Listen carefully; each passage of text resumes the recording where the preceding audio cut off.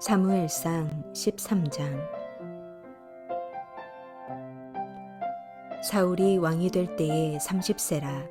그가 이스라엘을 다스린 지 2년에 이스라엘 사람 3,000명을 택하여 그 중에서 2,000명은 자기와 함께 믹마스와 베델산에 있게 하고 1,000명은 요나단과 함께 베냐민 기브아에 있게 하고 남은 백성은 각기 장막으로 보내니라. 요나단이 게바에 있는 블레셋 사람의 수비대를 치매 블레셋 사람이 이를 들은지라. 사울이 온 땅에 나팔을 불어 이르되 히브리 사람들은 들으라 하니 온 이스라엘이 사울이 블레셋 사람들의 수비대를 친 것과 이스라엘이 블레셋 사람들의 미움을 받게 되었다 함을 듣고 그 백성이 길갈로 모여 사울을 따르니라. 블레셋 사람들이 이스라엘과 싸우려고 모였는데 병거가 30,000이요 마병이 6,000명이요 백성은 해변의 모래같이 많더라. 그들이 올라와 베다웬 동쪽 믹마스에 진침해 이스라엘 사람들이 위급함을 보고 절박하여 굴과 수풀과 바위 틈과 은밀한 곳과 웅덩이에 숨으며 어떤 히브리 사람들은 요단을 건너 갓과 길르앗 땅으로 가되 사울은 아직 길갈에 있고 그를 따른 모든 백성은 떨더라. 사울은 사무엘이 정한 기한대로 이레 동안을 기다렸으나 사무엘이 길갈로 오지 아니하매 백성이 사울에게서 흩어지는지라. 사울이 이르되 번제와 화목제물을 이리로 가져오라 하여 번제를 드렸더니 번제 드리기를 마치자 사무엘이 온지라.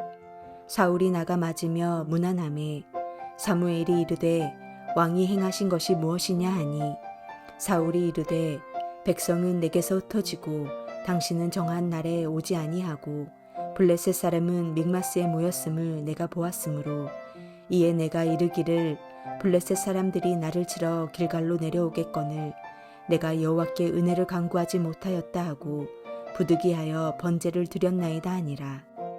사무엘이 사울에게 이르되 왕이 망령되이 행하였도다. 왕이 왕의 하나님 여호와께서 왕에게 내리신 명령을 지키지 아니하였도다. 그리하였더라면 여호와께서 이스라엘 위에 왕의 나라를 영원히 세우셨을 것이거늘 지금은 왕의 나라가 길지 못할 것이라. 여호와께서 왕에게 명령하신 바를 왕이 지키지 아니하였으므로 여호와께서 그의 마음에 맞는 사람을 구하여 여호와께서 그를 그의 백성의 지도자로 삼으셨느니라 하고 사무엘이 일어나 길갈에서 떠나 베냐민 기브아로 올라가니라. 사울이 자기와 함께한 백성의 수를 세어보니 600명 가량이라.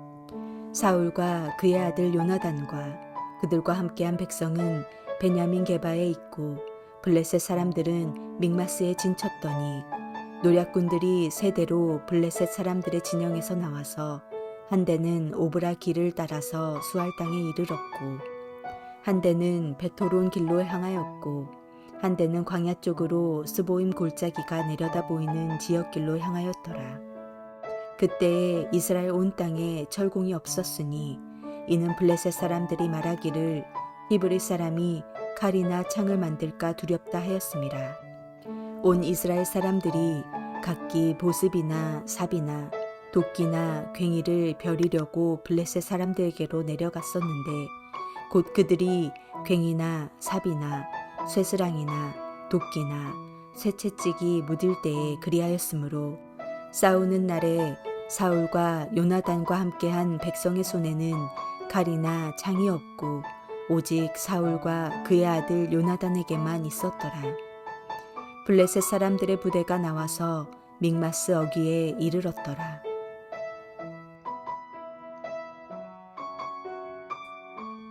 사무엘상 13장은 왕이 된 사울이 타락하는 장입니다. 1절 말씀을 보시면 사울이 왕이 될 때 40세라 라고 말씀하고 있습니다. 이 사울의 나이를 볼 때 처음 사울이 기름 부음을 받고도 상당한 세월이 흘러 정식 왕으로 등극했음을 우려낼 수 있습니다. 이때 사울은 3,000명의 군사들을 뽑습니다. 이는 전쟁에 대비하는 군사들이었던 것 같습니다. 그런데 조금 이상한 것은 주로 이스라엘은 전쟁에 발발한 이후, 그러니까 외부의 침략이 일어난 후 군사들을 모집하는 경우가 대부분이었습니다. 이스라엘은 언제나 수세적이었습니다. 그런데 이번에는 선제적으로 먼저 군사를 일으키고 준비시킨 것입니다. 전쟁을 미리 준비하는 준비성을 칭찬해야 할 수도 있습니다. 왕으로서는 당연한 일일 수도 있습니다. 그런데 원문을 보면 군사들을 뽑았다는 말 앞에 자신을 위하여 라는 표현이 등장합니다.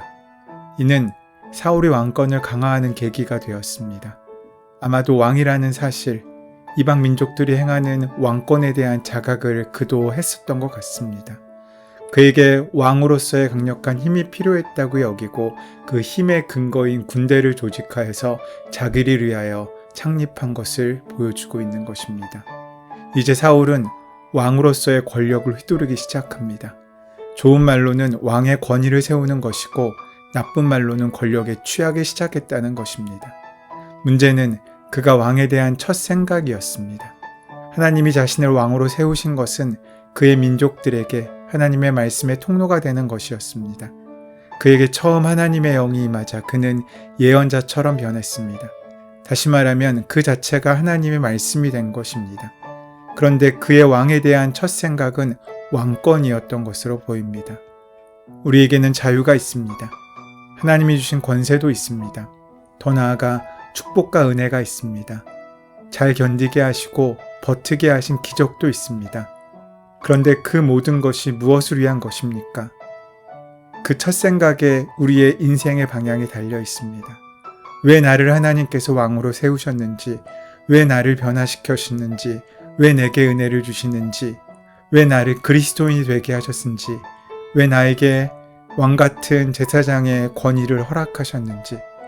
사울의 생각이라면 그것은 자신의 왕권과 권세를 위한 것이라고 생각했습니다. 하지만 예수님의 마음을 따른다면 그것은 누군가를 위해 복의 통로가 되는 것이었습니다. 하지만 사울의 시도는 자신을 위한 일이었고 하나님께서 기뻐하시지 않는 일이었습니다. 사울왕 2년에 이스라엘과 블레셋 간의 긴장이 고조되기 시작합니다.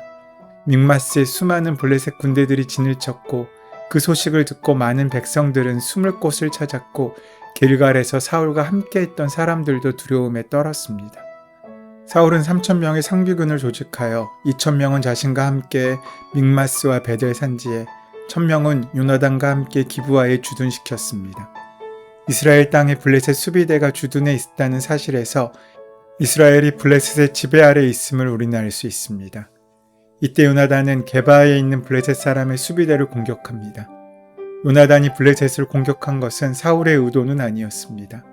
사울이 전쟁을 생각했다면 상비군을 뽑은 후에 남은 백성들을 돌려보내지 않았겠지요.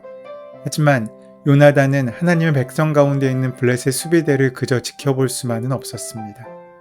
사실 이 전쟁은 사울이 사무엘에게 기름 부음을 받아 왕으로 세워졌을 때부터 기대되었던 전쟁입니다. 사무엘상 9장 16절이 말해주듯이 하나님께서 사울을 왕으로 세우신 목적 중에 하나가 이스라엘을 블레셋의 손에서 구원하시기 위한 것이었기 때문입니다. 10장에서 그 징조로 말씀하신 세 가지 중 마지막은 기브아에 있는 블레셋 사람의 수비대를 내어 쫓는 일이었습니다. 이 전쟁을 시작하기에 앞서 사무엘은 길갈에서 제사를 드릴 것이니 사울에게 먼저 가서 7일을 기다리라고 말했습니다. 그 일이 오늘 본문 8절에서 9절의 말씀입니다. 추측하건대 사무엘은 사울에게 여호와의 신이 임하면 기브아에 있는 블레셋 수비대를 공격하고 길갈로 가서 7일을 기다리라고 하였는데 사울은 그렇게 하지 않았습니다. 그런데 요나단에 의해 2년이 지난 지금 그 일이 일어났고 사울은 그 일을 기억하고 길갈로 가서 사무엘을 기다린 것입니다. 요나단의 공격으로 인해 결국 전쟁은 일어납니다. 눈앞에 가시갔던 블레셋을 보기 좋게 공격했지만 그 결과는 심각합니다. 블레셋이 작정하고 달려들었기 때문입니다. 블레셋 군대의 규모는 병과가 3만이었고 마병이 6천이고 백성은 해변의 모래처럼 많았다고 성경은 기록하고 있습니다. 이에 이스라엘은 두려움에 떨었습니다. 도망가는 사람들이 속출했습니다. 이스라엘의 군대는 이러한 블레셋에 대항하기엔 너무나 작고 초라했습니다. 그 때문에 이스라엘은 공포에 떨게 된 것입니다. 무언가 획기적으로 분위기를 바꿀 계기가 필요했습니다. 그들이 의지할 것은 하나님밖에 없었습니다. 하나님이 함께 하시면 불가능이 가능해졌고 기적 같은 일들이 수없이 그 역사들 가운데 경험되었습니다. 하나님께서 함께 하시면 늘 승리했습니다. 하나님께서 앞서시면 모든 것이 하나님의 뜻대로 이루어졌습니다. 위기에 놓인 사울이 의지할 것은 오직 하나였습니다. 그것은 하나님이십니다. 하나님의 도우심을 받는 방법으로 상징되는 것이 바로 예배입니다. 그래서 사울은 하나님 앞에 예배하기를 바랬을 것입니다. 그래야 그들이 역전할 수 있었기 때문입니다. 그런데 문제가 있었습니다. 주님께 드리는 예배의 주관자가 사울 자신이 아니라는 점입니다. 당시 제사장이었던 사무엘이 와야 예배 드릴 수 있었고 하나님께 나아갈 수 있었습니다. 사무엘이 하나님과 인간 사이의 공식 중재자였기 때문입니다. 그런데 그런 사무엘이 오지를 않습니다. 며칠을 기다렸는지 알 수도 없습니다. 아마도 하루가 천년 같았을지 모릅니다. 그렇게 조급해지면 실수가 생기기 마련입니다. 상황을 잘못 판단하게 됩니다. 그런 조급함이 스스로를 옥죄해 오는 것입니다. 그래서 사울은 자신이 직접 제사장이 되는 것을 선택합니다. 조급함은 자신이 법칙을 만들고 원칙도 자신이 만듭니다. 문제는 이런 식의 예배는 주님을 위한 것이 아니라는 것입니다. 오직 나만을 위한 예배가 되어버립니다. 마치 조급함의 순서도 절차도 심지어 예의까지 던져버리는 경우가 허다합니다. 이는 광야시대 아론의 금송아지를 연상케 합니다. 그때도 모세를 기다리는 이스라엘 백성들은 조급했습니다. 모세가 그들이 기대했던 시간에 오지 않자 그들은 두려움에 사로잡힙니다. 그래서 한 행동들이 자신들 스스로 하나님의 형상을 만드는 일이었습니다. 어쩌면 스스로를 묘수를 만들었다고 스스로 자랑스러워했을지도 모릅니다. 자신들이 만들어 세운 것이 하나님이었으니까 말입니다. 그래서 스스로 하나님을 잘 섬기는 사람들이라고 생각했을 것입니다. 그런데 하나님은 진노하셨습니다. 이유는 간단합니다. 아무리 하나님의 이름을 붙여도 아무리 예배의 형식을 취해도 이는 자신만을 위한 자신만의 예배가 되기 때문입니다. 때로 우리는 주님의 때를 기다리지 못합니다. 아니 주님이 역사의 주관자이시고 시간의 주인이시라는 사실을 잊어버립니다. 그래서 스스로 시간을 통제하려고 하고 자신의 힘으로 예배를 주도하려고 합니다. 이렇게 사울은 하나님의 통로가 아니라 하나님의 도구가 아니라 자신이 하나님이 되어갑니다.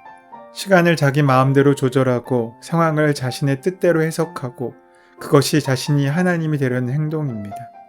그나마 사울이 있는 길갈로 백성들이 모여들기 시작할 때 그는 사무엘이 정한 기한을 기다리지 못하고 스스로 제사장이 되어서 하나님께 제사를 드립니다. 당시의 급박한 상황과 사울의 절박한 마음이 충분히 이해가 됩니다. 사울이 기다리다 못해 번제를 드린 그때 사무엘이 등장합니다. 사울을 시험한 것처럼 보이기도 합니다. 사울은 반갑게 사무엘을 맞으며 상황을 설명합니다. 상황은 너무 급박하고 약속한 시간이 되었는데 오시지 않아서 하나님의 은혜를 구해야 하겠고 어쩔 수 없이 자신 스스로 하나님께 번제를 드렸다는 것입니다. 하지만 사무엘은 이러한 사울의 행위가 망령된 것이라고 말하며 여호와의 명령을 지키지 않았다고 책망합니다. 여기에 우리가 기억해야 할 교훈이 있습니다. 거의 순종하는 것은 실상 불순종하는 것입니다. 사울은 하나님의 말씀에 거의 순종했습니다. 하지만 결국 순종하지 않았습니다. 조금 더 기다려야 했고 급하다고 자신이 직접 제사를 드리면 안 됐습니다. 오늘 우리의 삶 가운데도 마찬가지입니다. 하나님은 우리의 거의의 마음을 받고 싶어 하지 않으십니다. 우리 마음 전부를 받고 싶어 하시고 우리의 전심을 통하여 역사하시기를 원하십니다. 오늘 우리는 우리 마음을 거의 하나님께 드리고 있습니까? 전부 하나님께 드리고 있습니까? 그 마음을 기억하시고 전부 하나님을 의지하며 나아가는 은혜의 삶을 사시는 저와 여러분 되시기를 소원하고 축원합니다. 은혜의 주님, 우리가 아무리 급박한 상황에 처할지라도 하나님의 말씀을 넘어서지 않게 하시고 어떠한 상황에서도 하나님을 신뢰하며 하나님의 말씀에 순종하는 삶의 은혜를 허락하여 주시옵소서. 예수 그리스도의 이름으로 기도드립니다. 아멘.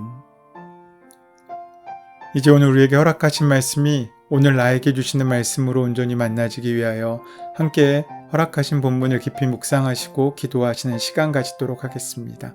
함께 기도합니다.